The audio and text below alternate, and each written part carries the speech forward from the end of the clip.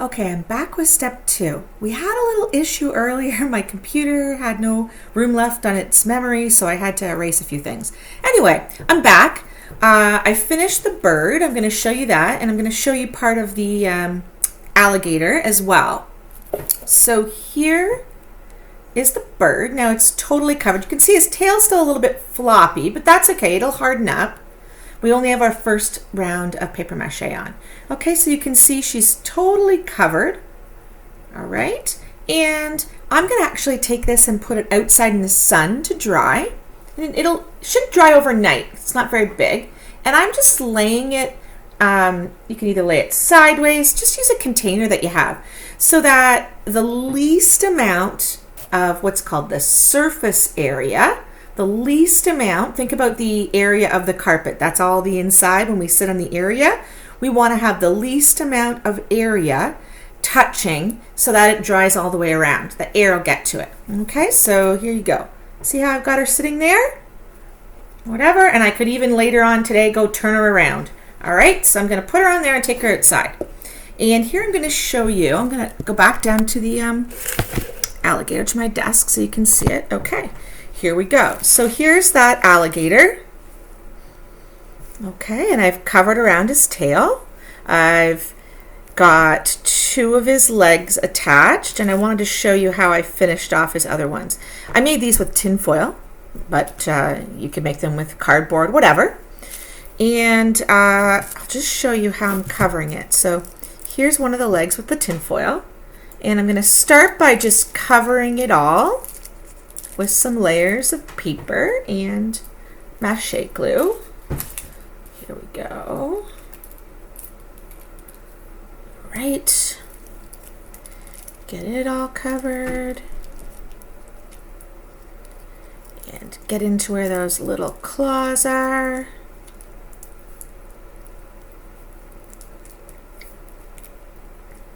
You really can't do anything wrong with this one, guys.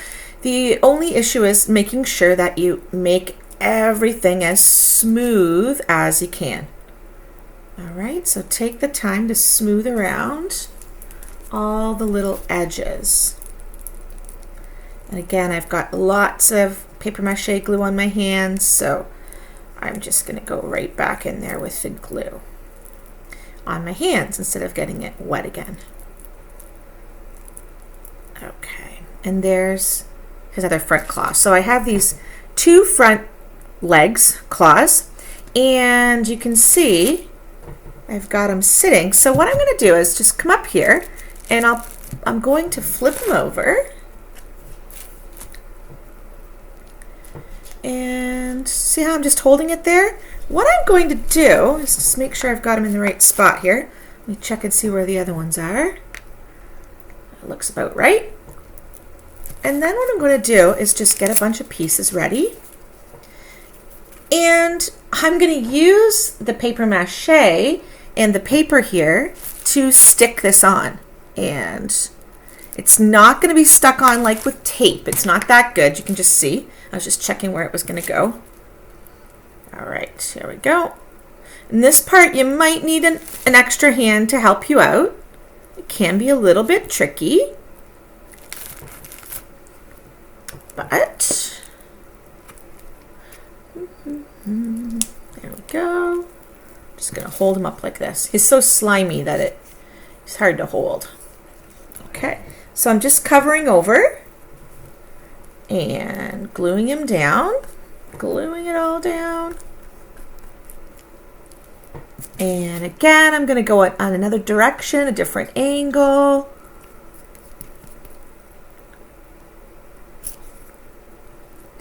And I'm going to use the paper mache and the paper as my glue, like I said, to hold it on. Now I haven't got enough on there, but you can see it's holding on already. Then I can set it down and go around on the top. For this part, you need to do quite a lot if you're going to be attaching a piece like this. And I'm going to show you one other thing to attach, and that's going to be eyes and the kind of the bumps or the spikes in the back of the alligator's body. So let's see here. There we go. Attaching those on. Making sure that I attach it from the top and the bottom. So here I go at the top, going on all sorts of different angles, pushing it and smoothing it. Again, it's not hard right now. It's really fragile still. It needs time out in the sun, or sitting in the house is fine, but the sun will help speed up the process a little bit for you to go on to your next step, which is just doing the exact same thing again and covering it one more time with another layer of paper. All right, here we go. So I've got this other front leg on, and I can build those. I lost one of my, look at that, I lost one. I'm gonna have to build one up. One just fell off because I just didn't have my tape with me to support it while I put it on. Here we go. I'm just gonna build this one back up.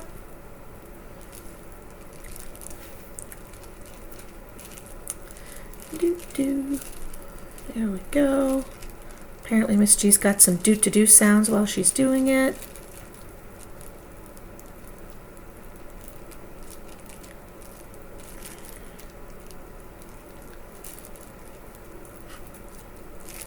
Okay. And the other leg is going to go on the other side. I'm not going to bother attaching that right now to show you. I just wanted to show you a couple things on the top.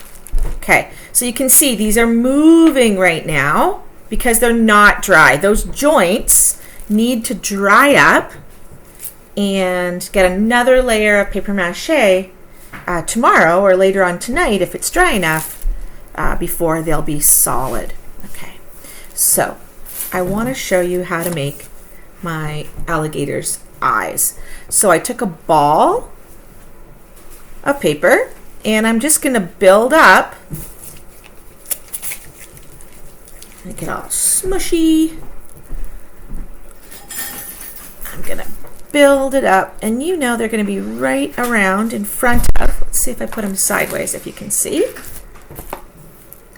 And you see that building up there? And I want it to attach, so then I'm going to smooth down around it, make another one.